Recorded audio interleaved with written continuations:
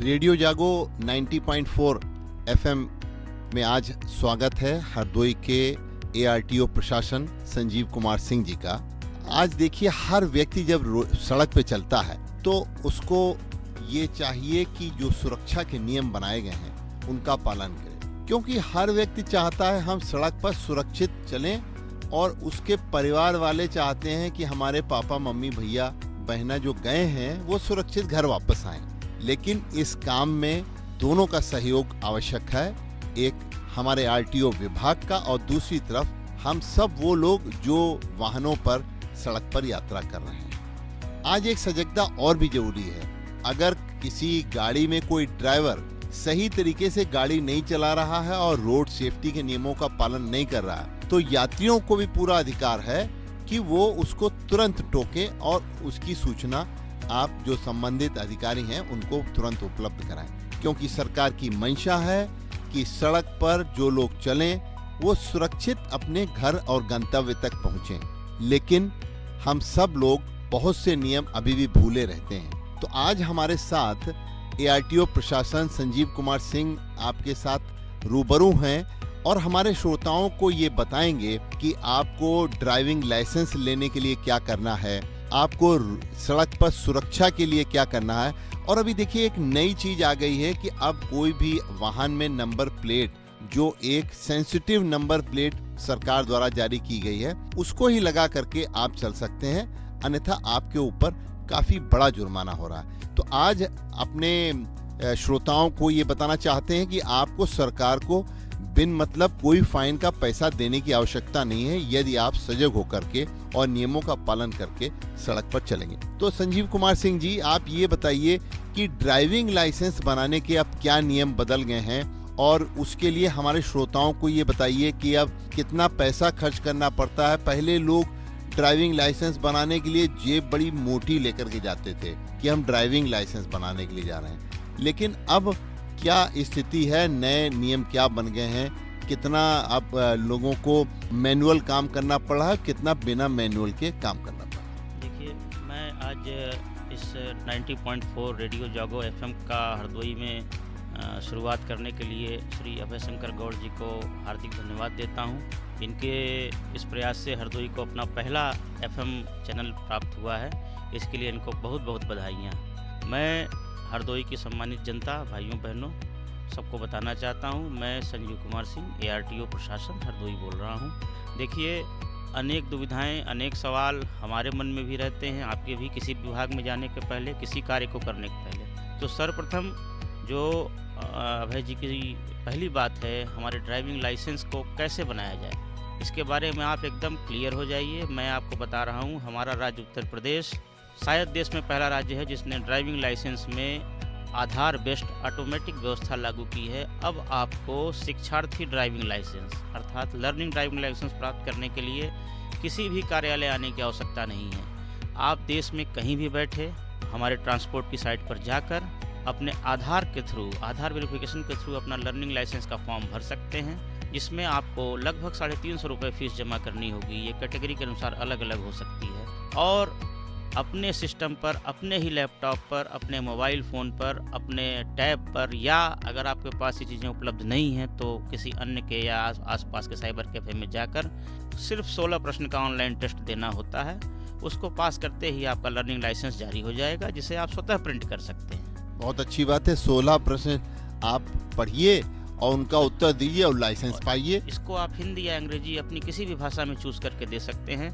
किसी भी रूप में कार्यालय नहीं आना है, बस एक चीज़ ध्यान रखना है कि हमारा आधार अपडेट होना चाहिए, उसमें मोबाइल नंबर अपडेट होना चाहिए, और हमको जो फॉर्म भरना है वो आधार ई-KYC के थ्रू ही भरना है। ताकि आप कौन सी वेबसाइट पे जाना होगा, जरा हमारे श्रोताओं को ये भी बताइए। transport.gov.in पर जाएंगे, लिंक्स आपको हमारे परिवहन विभाग के सारे कार्यों के लिंक्स आपको उसमें मिलेंगे। transport.gov.in जी। और इसके अलावा जब आपको लर्निंग लाइसेंस जारी हो जाता है, इसके पश्चात आपको 6 महीने मिलते हैं सीखने और टेस्ट देने के लिए।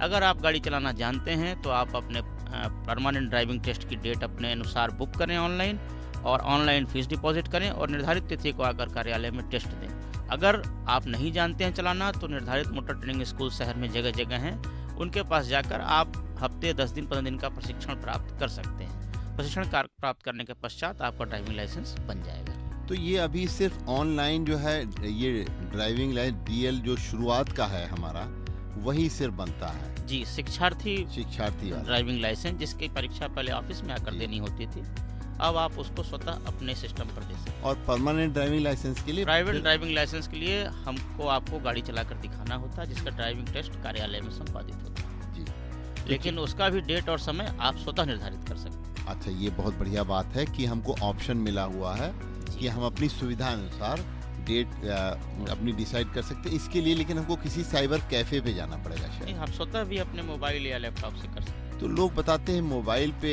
ये वेबसाइट चलने में काफी दिक्कत आती है। जी, थोड़ी समस्याएं होती हैं छोटे स्क्रीन पर। तो सरकार इस पे भी ध्यान दे रही होगी कि ये लोगों अब मोबाइल ज़्यादा से ज़्यादा लोगों के पास है और एंड्रॉयड मोबाइल है, तो ये सुविधा उनको उपलब्ध होनी चाहिए। परिवहन विभाग लगातार जो अपनी सेवाओं को ऑनलाइन कर रहा है और ऑनलाइन के साथ ही उसमें जो समस्याएं आ रही हैं उनके सॉफ्टवेयर में सुधार कर रहा है। इस क्रम में बस ये हमें जानना है कि हमारी लगभग 99% सेवाएं जो है वो ऑनलाइन हो चुकी हैं और अब हम सेकंड चरण में अपनी आधार बेस्ड सेवाओं का संचालन प्रारंभ कर रहे हैं, जिसमें कुछ सेवाएं हमारी आधार बेस्ड हो चुकी हैं। इससे कार्यालय आने के झंझट से मुक्ति प्राप्त होती है। जी, देखिए यहाँ आपने बहुत अच्छी बात बताई कि ड्राइविंग लाइसेंस के लिए अब आपको किसी कार्यालय के बार बार चक्कर लगाने की आवश्यकता नहीं है। सिर्फ आपके पास एक आधार और आपके पास मोबाइल नंबर होना चाहिए, क्योंकि OTP आएगा।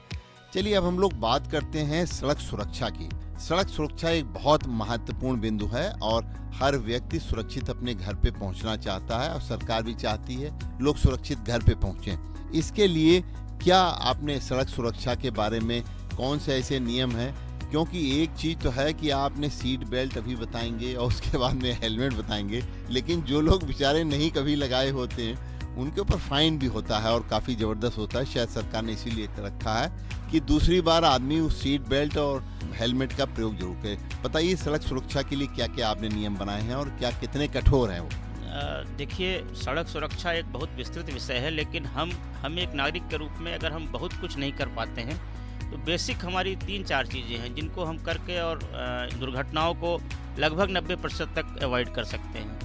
आप जानते हैं कि हमारे शहरों में सड़कें बहुत पुरानी हैं, सकरी हैं और प्लस उन पे कुछ न कुछ हमारे बाज़ार हैं, दुकानें हैं, अतिक्रमण है, जिससे कि वाहन चलने, लोगों के चलने के लिए बहुत सीमित स्थान बचता है। ये दुर्घटनाओं को बढ़ावा देता है, परंतु हम बस थोड़ी थोड़ी कुछ चीज़ें अपना लें जिससे कि हम बेसिकली सड़क पर सुरक्षित चल सकते हैं। जैसे सबसे पहले आप जिस वाहन का इस्तेमाल करते हैं उसका ध्यान रखिए कि वो सही हो, उसके टायर, उसके इंजन, उसकी सर्विसिंग, उसके ब्रेक्स, जिससे कि आप अपने वाहन के कारण दुर्घटना का शिकार ना हो जाएं, कि आपका सही समय पे काम ना आए। इसके पश्चात देखिए, कभी भी दुर्घटना हो सकती है तो हमको सेफ्टी उपाय अपनाने हैं। हम 2 व्हीलर पर चल रहे हैं, 2 आदमी ही चलें, उससे ऊपर न चलें, उसकी क्षमता 2 की है, हेलमेट लगा लें।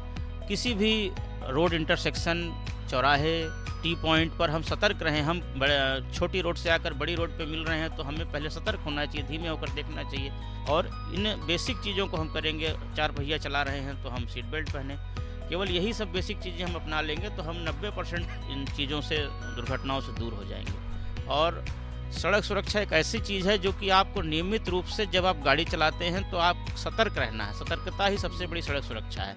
जिस समय आप लापरवाह हुए, आप फ़ोन उठा रहे हैं गाड़ी चलाते समय, कंधे में फ़ोन दबाए हुए हैं, आपका बैलेंस नहीं बन रहा है, अधिकतर दुर्घटनाओं का कारण यही होता है। हम लोगों ने देखा है कि आपका ध्यान सड़क से हटना। तो निश्चित रूप से आप जब भी वाहन चलाएं तो ध्यान से चलाएं, सुरक्षित रहें और चीज़ों को समझते हुए, अगल बगल देखते हुए उस हिसाब से चलाएं। बहुत से वाहन हमने सड़क पे देखे हैं जो किराए की सवारियों को ढोते हैं, लेकिन वो अपनी क्षमता से ज़्यादा बैठालते हैं। तो सड़क सुरक्षा के प्रति उनके अंदर बिल्कुल सजगता नहीं रहती और ये जो शून्यता उनके अंदर है, इसकी वजह से अभी कुछ महीनों पहले हरदोई लखनऊ रोड पे एक एक्सीडेंट हुआ था जिसमें एक गाड़ी में बहुत ज़्यादा लोग बैठे हुए थे और उसमें से 5 लोगों की मृत्यु हुई थी।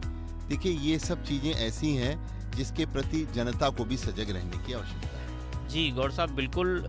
देखिए, हम एक विकासशील देश हैं, हमारे यहाँ प्राइवेट वाहनों में भी, कमर्शियल वाहनों में भी निश्चय ही आप कह रहे हैं तो क्षमता से अधिक सवारियाँ बैठा ली जाती हैं। हम 4 सीटिंग की कार में 5 लोग, 6 लोग, 7 लोग बैठ कर जाते हैं। शादी ब्याह में आपने देखा होगा। इसी तरह से रोड पे जो सवारी वाहन चलते हैं वो अक्सर अपनी क्षमता से अधिक बैठाए रहते हैं। उससे दोनों चीज़ें हैं, एक तो हमारी एक्सीडेंट होने का खतरा बढ़ जाता है और दूसरा एक्सीडेंट होने के बाद भी कैजुअलिटी ज़्यादा होती है। इस संदर्भ में हम गवर्नमेंट द्वारा लगातार देखिए हम दोनों तरह से काम करते हैं। एक तो हम सड़क सुरक्षा जागरूकता के कार्यक्रम सप्ताह मंथ वाइज चलाते हैं। उसमें गोष्ठी इन चौराहों पे, इन स्टैंडों पर जाकर समझाना, प्रचार करना, क्या करना है क्या नहीं करना है, इन सारी चीज़ों को बताते हैं। इसके अलावा हम दंडात्मक कार्रवाई भी करते रहते हैं ताकि अगर कोई न सुधर रहा हो तो उसके खिलाफ चालान बंद की कार्रवाई हो। निसंदेह कार्रवाइयाँ कम हो रही हैं।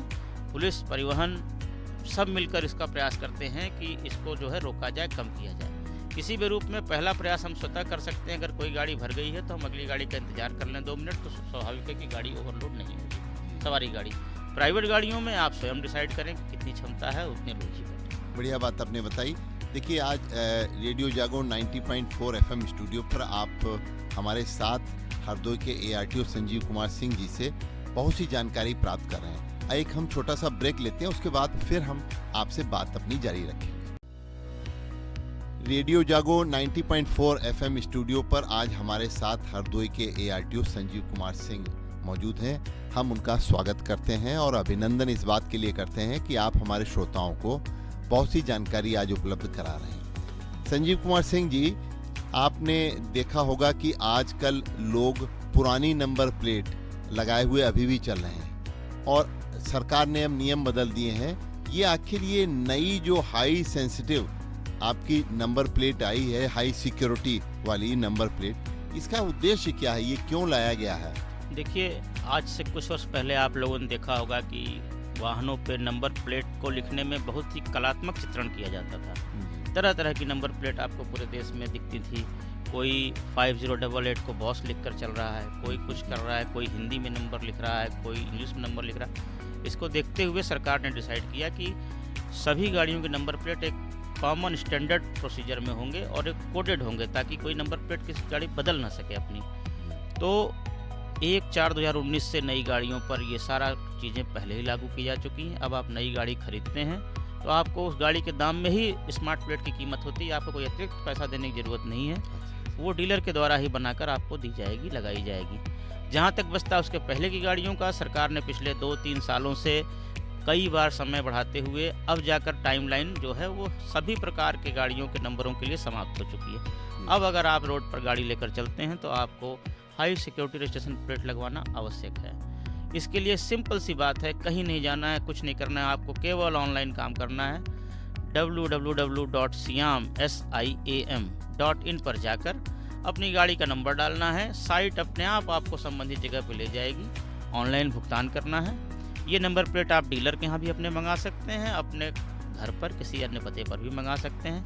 परंतु ये ज़रूर ध्यान रखें कि नंबर प्लेट को अपनी गाड़ी में फिटमेंट अवश्य करा लें और इसके फिटमेंट होने के बाद आपको कोई भी डरने की आवश्यकता नहीं है, आप अपनी गाड़ी लेकर चल सकते हैं। इसके लिए अब चूँकि समय पूरा हो चुका है तो चालान की कार्रवाइयाँ भी की जा रही हैं और चालान का अमाउंट बहुत ज़्यादा है, इसलिए आप इसको ज़रूर लगवा लें। अगर आपके ऑनलाइन काम में कोई दिक्कत आ रही है, आपके डाटा में कोई गड़बड़ी है, तो अपने संबंधित ARTO ऑफिस में गाड़ी जहाँ आपकी रजिस्टर्ड है उनसे संपर्क करके डाटा को सही कराएं। कितना फाइन पड़ रहा है अगर कोई नहीं लगे? इस समय HSRP प्लेट न लगे होने पर वाहन के 5,000 रुपये का जुर्माना उत्तर प्रदेश सरकार ने तय किया। देखिए, जुर्माना तो वाकई में काफ़ी ज़्यादा लगता है क्योंकि साधारण लोग भी इस समय मोटरसाइकिल और स्कूटर पर चल रहे हैं। इसी तरीके से जो ड्राइविंग लाइसेंस किसी के पास नहीं है तो उस पर भी जुर्माना है। वो कितना जुर्माना है? दूसरी बात, सीट बेल्ट और ये इन पर कितना फाइन है? मैं आपकी बात को समझ गया।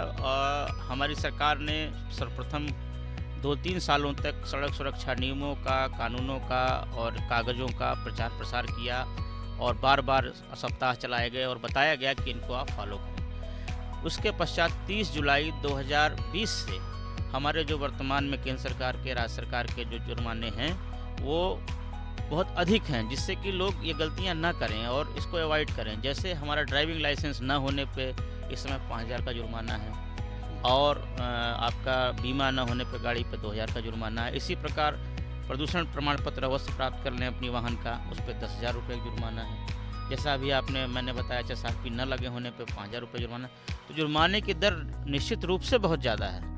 तो इससे बचने के लिए आप पहले अपनी गाड़ी सही कर लें, तभी लेकर रोड पर निकलें। ये आपके लिए भी ज़रूरी है और हमारे लिए भी। बहुत बढ़िया बात बताई, क्योंकि आपने जैसे बताया प्रदूषण पर जुर्माना 10,000 जी, और शायद हमारे ख्याल में 100 रुपए में प्रदूषण वाला बन जाता है। जी जी, बिल्कुल। कहाँ 100 रुपए और कहाँ कहाँ 10,000 रुपए। तो हमको सजग रहना है कि 100 रुपए हम जरूर लगाएं अपने 10,000 बचाने के लिए। देखिए, वायु प्रदूषण का एक मुख्य कारक निसंदेह सड़क पर चलने वाली गाड़ियाँ भी हैं। इस दिशा में मल्टी डायमेंशनल इफेक्ट हो रहे हैं, प्रयास हो रहे हैं। सबसे पहले आपने सुना होगा कि हम पुरानी गाड़ियों को फेज आउट कर रहे हैं धीरे धीरे। ये सब हमारे प्रदूषण में कमी करेंगे, क्योंकि पुरानी वाहन हमारी BS स्टैंडर्ड या BS1 स्टैंडर्ड थी। आज हम BS6 प्लस स्टैंडर्ड पर चल रहे हैं। निसंदेह जो पुरानी हमारी 15 साल पहले एक गाड़ी है, वो आज की एक गाड़ी की अपेक्षा 100 गुना अधिक प्रदूषण करती है। तो इन गाड़ियों को हम फेज आउट कर रहे हैं। इसी तरह से पोल्यूशन सर्टिफिकेट न होने पर 10,000 जुर्माना किएगा, जिससे कि लोग पोल्यूशन सर्टिफिकेट सही रखें। तीसरे प्रयास में हम डीजल और पेट्रोल की गाड़ियों के विकल्प के रूप में इलेक्ट्रिक व्हीकल्स पर जोर दे रहे हैं। अभी हमारी उत्तर प्रदेश सरकार ने अगले 5 सालों के लिए जो भी वाहन इलेक्ट्रिक हों, वो ई-रिक्शा भी हो सकते हैं, स्कूटी भी हो सकती है, मोटरसाइकिल, कार, उस पर संपूर्ण कर और जो है ये आपका फीसेस को माफ़ कर दिया है और फेम पॉलिसी के तहत खरीदने पे भी छूट मिल रही है। तो निसंदेह ये सब कदम जो हैं वो पोल्यूशन कम करने के लिए उठाए जा रहे हैं, जिससे कि राजस्व की भी क्षति हो रही है। लेकिन हमारा सबसे प्रमुख उद्देश्य है कि हम वायु की जो गुणवत्ता है शहरों की, उसको सही करें। बहुत बढ़िया बात। ARTO से ये ARTO साहब ये भी बताइए हमारे श्रोताओं को कि अब बहुत सी चीज़ें ऐसी हो गई जिन पहले लोग सोचता था कि हमने नई गाड़ी खरीदी है तो हमको RTO ऑफिस के चक्कर लगाने पड़ेंगे। लेकिन अब क्या परिवर्तन नए नियमों में हो गया है कि जो गाड़ी वाहन मालिक जो है नई गाड़ी खरीद रहा है, उसको आपके कार्यालय के चक्कर नहीं लगाने पड़ते। देखिए, सन 2020 से ही हमारा जो नए वाहनों का रजिस्ट्रेशन का तंत्र है, जिसमें पहले वाहन और फाइल लेकर ऑफिस आना पड़ता था, इसको फाइल लेस कर दिया गया है और ऑफिस आने की बाध्यता समाप्त कर दी गई। आज आपको ये सुविधा प्राप्त है कि आप जहां से गाड़ी खरीदते हैं उसी डीलर द्वारा आपका गाड़ी का रजिस्ट्रेशन कर दिया जाता है, आपकी स्मार्ट प्लेट लगा दी जाती है, नंबर अलॉट हो जाता है कंप्यूटर से ऑटोमेटिक, और आपको RC वहीं प्राप्त हो जाती है। किसी भी रूप में अगर आपने अपने ज़िले में या उत्तर प्रदेश के अंदर गाड़ी खरीदी है तो आपको सारे काम आपके डीलर के द्वारा ही हो जाते हैं। प्रदेश के बाहर से अगर आपने गाड़ी ली है तो आपको कार्यालय आना होता है। सारा काम हमारा ऑनलाइन आधार बेस्ड है और किसी भी रूप में आपको किसी कार्यालय आने की आवश्यकता नहीं। ये हम 2 साल से कर रहे हैं। इवन फाइल भी अब हम कार्यालय नहीं लेते हैं, केवल ऑनलाइन जो फाइल लोड होती है वही हमारी फाइल होती है। देखिए, हमारे श्रोताओं को ARTO साहब ने आज बहुत अच्छी बात बताई कि आपको अब RTO ऑफिस जाने की आवश्यकता लाइसेंस अपने बनवाने के लिए नहीं है। हाँ, लेकिन जब आप परमानेंट लाइसेंस बनवाएंगे तब आपको आना पड़ेगा। इसी तरीके से आपको रोड सेफ्टी के बारे में सजग रहना है तो आपको जाने की ज़रूरत नहीं पड़ेगी। और आपके बहुत सी चीज़ें जो हैं, अब जो अभी आपने बताया कि वेबसाइट बन गई है, उस वेबसाइट पे आप लोग जा कर के और खुद बहुत सी अपनी शंकाओं का समाधान भी कर सकते हैं। कुल मिलाकर के आज परिवहन विभाग जो है उत्तर प्रदेश का हमारे यात्रियों को ये चाह रहा है कि वो सुरक्षित अपने घर पे रहें। दूसरी बात ये भी चाह रहा है कि भ्रष्टाचार मुक्त हो और एक पारदर्शी व्यवस्था बने। आज पारदर्शी व्यवस्था के बारे में हमारे ARTO हरदोई प्रशासन संजीव कुमार सिंह ने आपको बहुत अच्छी जानकारी दी और बहुत आपके लिए ये बहुमूल्य है और आने वाले दिनों में आप इसका प्रयोग भी कर सकते हैं। आज हम सभी श्रोताओं को बताना चाहते हैं कि ये जो आपको जानकारी दी गई है, इस जानकारी को आप अपने पास दिमाग में बिल्कुल हमेशा बना करके रखिए, जिससे कि आपको कभी भी कोई परेशानी हो, कभी भी आपको कोई दिक्कत हो तो आप इसका प्रयोग कर सकते हैं। आज हमारे स्टूडियो में रेडियो जागो 90.4 FM में हमारे हरदोई के ARTO संजीव कुमार सिंह जाए, उन्होंने बहुत जानकारी दी। इसके लिए आपको बहुत बहुत धन्यवाद, शुक्रिया। धन्यवाद गौड़ साहब, और हरदोई की सभी सम्मानित जनता, भाइयों बहनों, आप सबको बहुत बहुत धन्यवाद। और इस पहले FM चैनल के यहाँ शुरू होने के लिए भी आपको बहुत बहुत बधाई।